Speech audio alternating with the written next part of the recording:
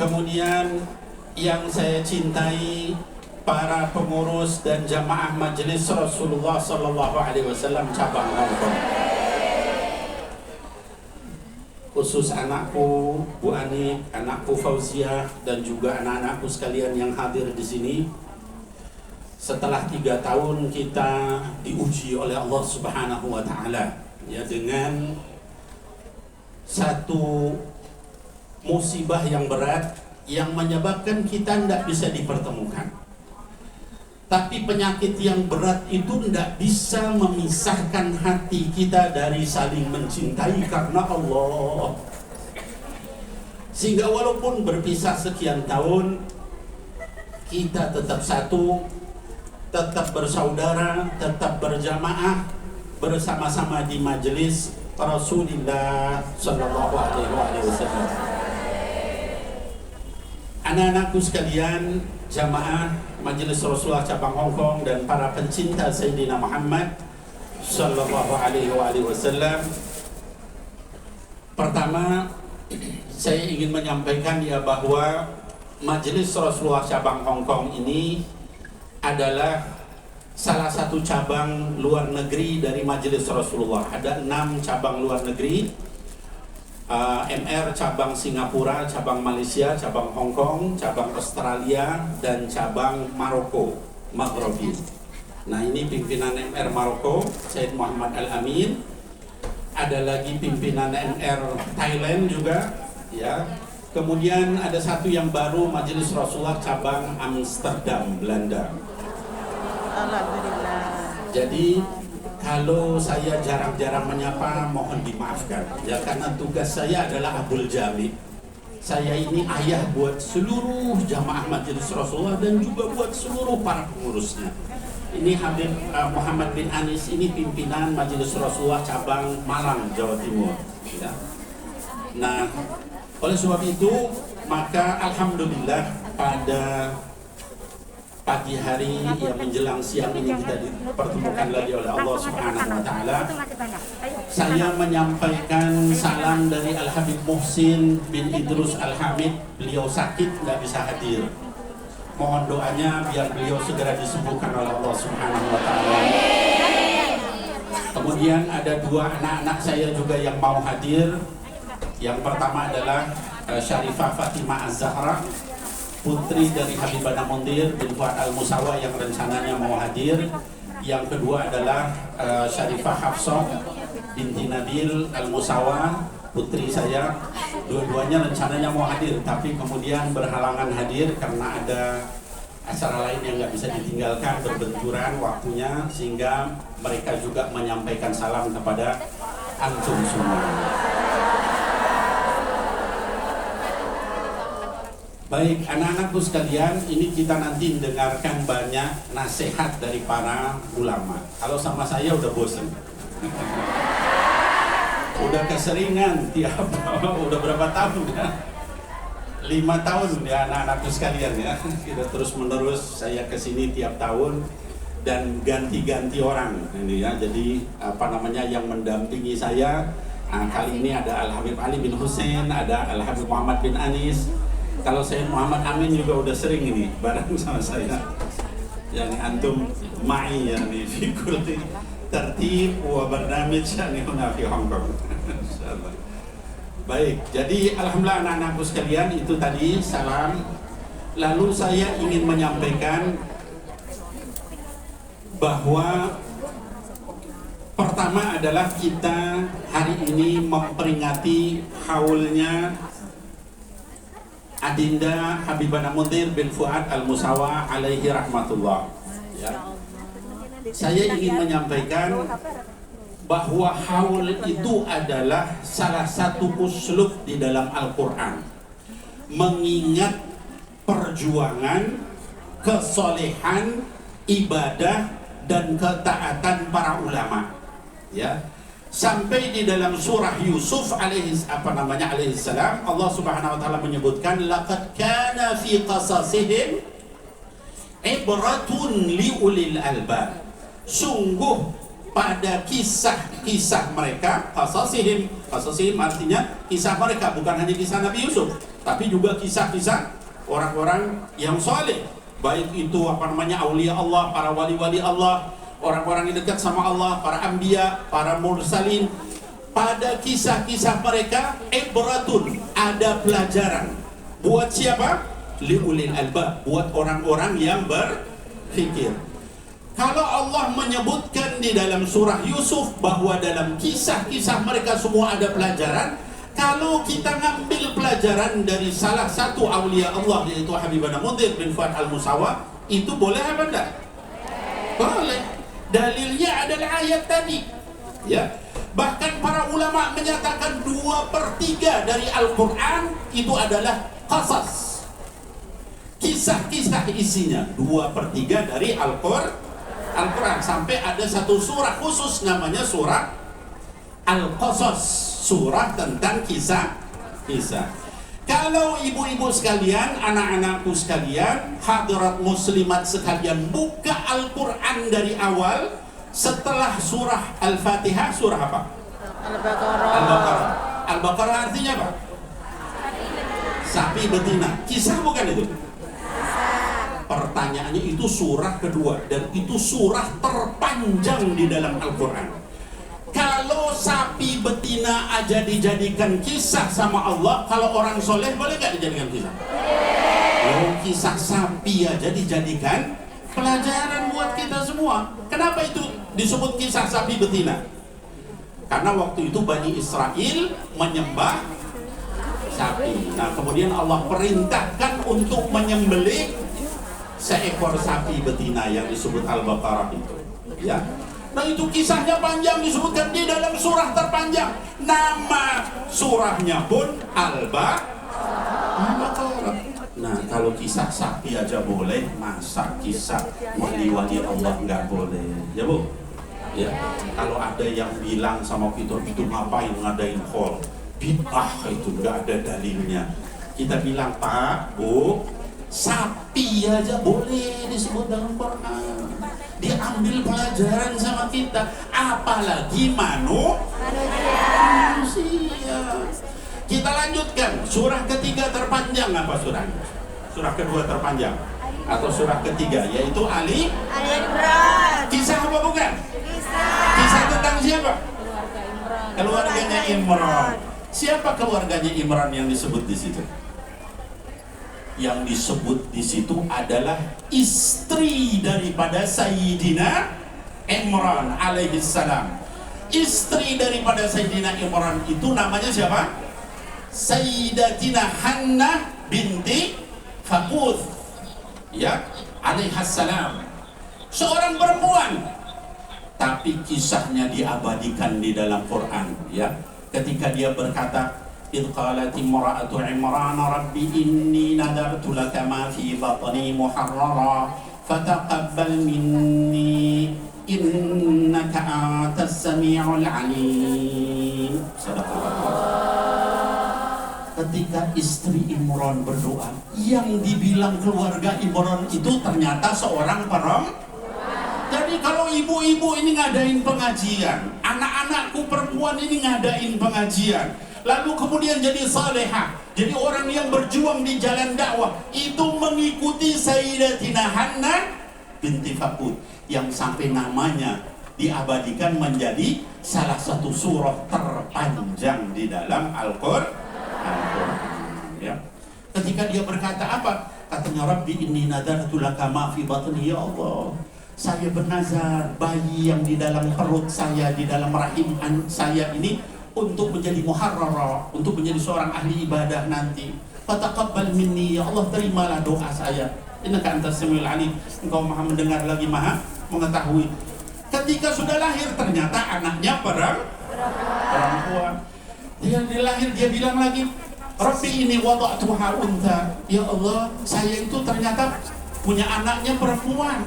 Ya, walaysa dzakaru kal untha, laki beda sama perempuan. Kata Allah, wallahu a'lamu bima wada'at. Allah lebih mengetahui. Lalu diterima sama Allah, anaknya diberi nama Maryam, menjadi orang yang soleh juga. Wali Allah juga. Lihat, ibunya wali Allah, anaknya wali Allah, punya anak lagi, Sayyidatina Maryam, yaitu cucunya daripada Hannah binti Fakut. Siapa namanya? Nabi Isa alaihissalam, salah satu di antara ulul azmi minar rusul, satu di antara nabi yang 5 yang paling tinggi, ya, yaitu Nabi Nuh, Nabi Ibrahim, Nabi Musa, Nabi Isa, Nabi Muhammad sallallahu alaihi wasallam. Jadi kalau kita perempuan lalu kita kemudian terus ngajak anak kita jadi soleh solehah, itu diganjar sama Allah, diingat. Lihat Sayyidatina Hannah binti Fakut, bagaimana dari sejak di dalam rahim dia terus doa sama Allah, ya Allah jadikan anak ini ahli ibadah ya Allah. Lalu kemudian fataqabbalaha rabbuha biqabulin hasanin, Allah terima doa. Lalu kemudian dijadikan seorang yang suci, bahkan diberikan karomah. Setiap kali waktu makan itu sudah ada makanan dari langit. Kemudian Sayyidina Zakaria yang ngurus Maryam itu dari kecil bilang, ya Maryam, anda lagi hada, wahai Maryam, ini dari mana makanan ini? Qalat hiya min indillah, ini makanan dari Allah Subhanahu. Jadi kalau kita menceritakan karomah itu uslub minal Quran, bukan? Uslub minal Quran. Kenapa? Allah kisahkan karomah itu di hampir semua surah di dalam Al-Quran. Ya, surah Al-Baqarah, surah Ali Imran, itu isinya banyak karomah. Kalau orang bilang ini kalau acaranya para kiai sama habaib, bicaranya karomah lagi, karomah lagi. Lawang uslub dalam Quran itu bicara tentang karomah. Jadi bukan kita yang salah siapa? Yang ngeritik itu kurang jalan-jalan. Saya jalan-jalan ke Hong Kong ya, Bu. Yang saya maksud itu kalau ulama jalan-jalan bukan jalan-jalan begitu. Jalan-jalannya jalan-jalan baca kitab. Ini karena kurang jalan-jalan baca kitab, jadinya itu nggak ada dalilnya, itu bid'ah, itu dan sebagainya, sesat dan sebagainya. Na'udzubillahi min. Nah terakhir, bukan terakhir ya, baru mulai ya Bu, mohon maaf. Ini saking semangatnya. Saya itu sampai sekarang udah 5 tahun lebih menyapa ibu-ibu tuh masih kagum sama ibu-ibu. Sama ibu-ibu, sama anak-anakku remaja putri di Hong Kong ini, saya sampai saat ini saya masih kagum. Kemarin ngobrol sama Habib Muhammad, sama Habib Ali bin Hussein, sama Said Muhammad. Ini kita bilang Masya Allah ya, ini di Hong Kong begitu jauh dari negeri kaum muslimin, orangnya solehah, dekat sama Allah, ikut pengajian, ya Allah, bisa baca maulid dia ulami pula. Masya Allah, benar-benar ini satu hal yang setiap kali saya kesini kagum. Kagumnya kalau kami di sana biasa, kalau di Indonesia banyak masjid, banyak majelis, banyak habaib, kalau di sini itu luar alhamdulillah. Kalau kata Ustadz Maulana, alhamdulillah. Saya juga di Islam itu indah sana. Jadi jamaah alhamdulillah. Baik ibu sekalian, anak-anakku sekalian yang saya cintai karena Allah. Jadi tadi kita lihat surah Ali Imran, lalu kemudian berikutnya setelah Ali Imran surah apa? An-Nisa. Kisah bukan itu? Tentang apa? Perempuan. Berarti kisah tentang kalian, bukan saya. Iya, jadi kisah tentang perempuan itu kisah lagi. Terus surah yang kelima, apa itu surahnya? Al-Maidah. Artinya Al-Maidah apa? Apa? Hidangan ya. Al-Maidah itu hidangan. Itu kisah bukan? Tentang apa? Makanan yang bagaimana? Yang diturunkan kepada Nabi Isa alaihi salam dan para hawarinya beliau. ketika Nabi Isa meminta Rabbana anzil alaina ma'idatan minas sama, ya Allah turunkan untuk kami makanan langsung dari langit. Lalu Allah turunkan makanan, tapi kata Allah, kalau kalian setelah ini kemudian menyimpang jadi kafir, aku akan azab kalian dengan azab yang belum pernah aku turunkan kepada manusia. Ya. Jadi kalau kita diberikan karomah itu ada tanggung jawabnya. Artinya apa? Harus lebih soleha. Ya. Kalau kita nggak lebih soleha, nanti diazab sama Allah. Dan dikasih karomah. Majelis Rasulullah cabang Hongkong bisa jalan di atas air semua. Ya. Murid-murid Nabi bisa jalan di atas air. Itu habis jalan di atas air nanti sama Allah. Kalau kita nyimpang, itu azabnya jauh lebih besar, lebih berat. Setiap kali kelebihan Allah berikan, tanggung jawabnya lebih besar. Nah, kemudian saya ingin menyampaikan di sini buat anak-anakku sekalian yang nge-DM sama saya, baik dari kelompok tomboy, dari kelompok LGBT, dari kelompok yang wanita malam dan sebagainya. Banyak yang nge-DM ke saya mau hadir, saya bilang hadir saja. Dan saya sampaikan kami semua mencintai kalian hanya karena Allah Subhanahu wa ta'ala. Kami nggak pernah beda-bedain orang. Kami nggak pernah menganggap orang yang di majelis itu jauh lebih hebat daripada orang yang LGBT atau yang mabuk atau yang wanita malam. Enggak, karena kita nggak tahu akhirnya seperti apa. Kita nggak tahu akhirnya seperti apa. Ada orang yang asalnya soleh, lalu kemudian akhirnya malah maksiat sama Allah Subhanahu wa ta'ala, suul khatimah, meninggal. Ada orang yang asalnya dia tidak soleh, tapi ketika dia meninggal dia husnul. Jadi saya himbau sama kalian semua, anak-anakku sekalian majelis Rasulullah, jangan halangi siapapun untuk dengar hidayah, dengar majelis, dengar pengajian di majelis Rasulullah SAW. Siapapun boleh. Ya. Kalian yang nge-DM ke saya itu silakan, saya bilang hadir saja, nggak apa-apa.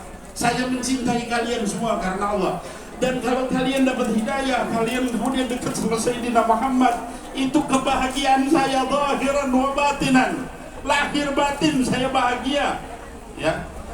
Daripada kemudian kalian malah makin jauh dari Allah Subhanahu wa ta'ala, itu saya sedih. Ya. Anak-anakku sekalian, doa saya, salah satu doa saya itu adalah saya minta supaya seluruh manusia ini masuk Islam. Allah mahdi lin nasi jami'a, Allah mahdi lil jan ajma'in. Ya Allah, kasih hidayah seluruh manusia, kasih hidayah seluruh jin. Allah mahdi li kulli makhluqatika ila siratikal mustaqim. Ya Allah, berikan hidayah kepada seluruh makhlukmu kepada jalan yang lurus. Itu doa saya. Saya nggak pernah kemudian merasa lebih. Kalau lihat ada orang kafir, dia makan makanan yang haram, dia kemudian membuka aurat, hati saya nangis malah. Ya Allah, tolong kasih hidayah sama mereka ya Allah. Alangkah indahnya nikmat hidayah itu buat orang yang tahu. Alangkah indahnya 2 rakaat malam hari ketika nggak ada orang yang tahu, hanya antara kita sama Allah Subhanahu wa ta'ala.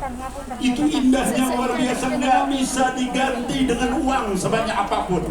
Ya. Itu yang kami inginkan untuk seluruh orang. Jadi tolong jangan batasi orang ke majelis, jangan batasi orang ke pengajian, siapapun boleh datang. Kalau ada teman-teman kalian yang saya masih tatoan, saya nggak pakai jilbab, nggak apa-apa, datang, hadir. Ya. Karena kalau kalian bisa membawa hidayah kepada orang itu khairun minad dunya wa ma fiha. Pahalanya lebih besar dari dunia dan seisinya. 1 orang, kalau 10 orang bagaimana? Kalau 100 orang bagaimana? Ya. Jadi jangan pernah halangi orang dari jalan Allah. Anak-anakku sekalian, saya ingin sampaikan salah satu sifat Sayyidina Muhammad sallallahu alaihi wasallam. Itu adalah beliau orang yang sangat penyayang. Allah sebutkan bahwa Allah sangat penyayang. Wa rahmati wasi'at kulla syai'. Kata Allah, kasih sayang Allah itu meliputi semua orang. Hatta sampai kita yang ahli maksiat itu Allah nunggu. Siapa tahu orang ini mau taubat, siapa tahu orang ini mau kembali sama Allah. Itu kasih sayangnya Allah, nggak ada tandingannya. Setelah Allah, yang paling penyayang sama kita adalah Sayyidina Muhammad sallallahu alaihi wasallam. Wa ma arsalnaka illa rahmatan lil alamin. Enggak dikatakan rahmatan lil muslimin wal muslimat atau lil mu'minin wal mu'minat, tapi wa ma arsalnaka illa rahmatan lil alam. Untuk siapa? Untuk seluruh alam. Orang kafir, batu, gunung, binatang, pohon, semuanya dikasihi sama Sayyidina Muhammad sallallahu alaihi wasallam. Anak-anakku sekalian, ini saya berikan contoh kasih sayangnya Sayyidina Muhammad sallallahu alaihi wasallam. Ibu-ibu sekalian, anak-anakku sekalian, mungkin kerja punya majikan. Sayyidina Muhammad itu sallallahu alaihi wasallam itu punya pembantu yang sangat beliau sayangi, yaitu Sayyidina Anas ibni Malik. Banyak pembantunya beliau, salah satunya Sayyidina Anas. Kata Sayyidina Anas, saya kerja sama Rasulullah sallallahu alaihi wasallam 20 tahun, belum pernah sekalipun saya dimarahi oleh Allah. Allahumma shalli ala Sayyidina Muhammad. Sampai kata Sayyidina Anas, saking inginnya sekali dengar marah Rasulullah SAW, ketika suatu ketika beliau memerintahkan saya ke pasar, kata Sayyidina Anas, enggak ya Rasulullah, saya enggak mau berangkat. Saya berharap Rasul marah. Ternyata beliau enggak marah. Terus beliau pergi. Terus Anas berangkat. Memang tujuannya bukan mau menentang perintah Rasul, ya, tapi hanya ingin dimarahi sekali saja seumur hidup. Rasul nggak marah. Tiba-tiba di tengah perjalanan sebelum nyampe ke pasar itu, yang disebutkan di dalam Sirah Ibni Hisham, Tabaqat Ibni Ishaq, ada orang yang memeluk beliau dari belakang, terus nutup matanya. Terus Sayyidina Anas nebak, si Anu salah terus. Pas dibuka, dia lihat ke belakang, siapa tahu? Sayyidina Muhammad sambil tersenyum beliau bilang, pergi juga kamu adek Anas. Terus beliau memeluk perutnya Rasulullah sambil nangis. Terus dia bilang, ya Rasulullah, saya itu bukan nggak mau melaksanakan perintah Anda, saya pengen dimarahi sekali aja. Ternyata engkau nggak marah juga sama saya. Kalau